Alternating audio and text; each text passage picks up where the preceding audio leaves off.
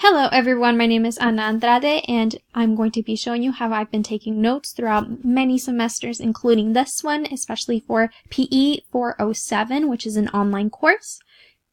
I've been using OneNote on both my MacBook and my Surface Pro to take notes and to keep up with a lot of homework assignments.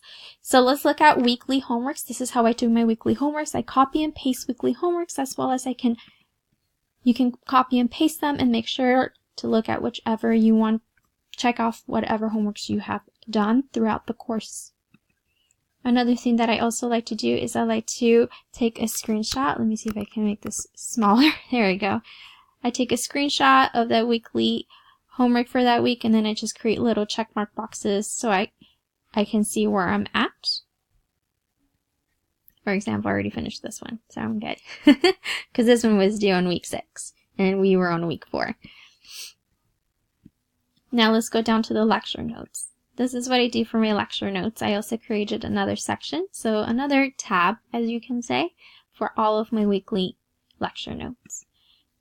One thing that I had to do for my weekly notes is I took notes to go along with the lectures.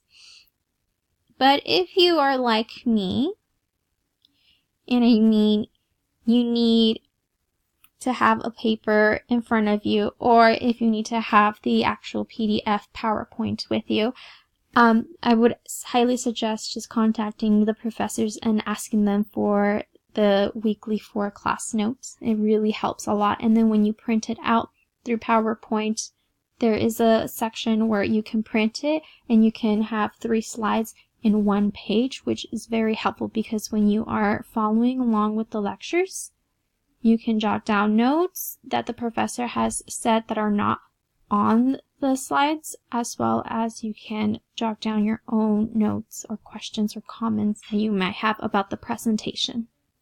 And I've done that all from week 1 all the way to week 9. And that is all. Thank you so much.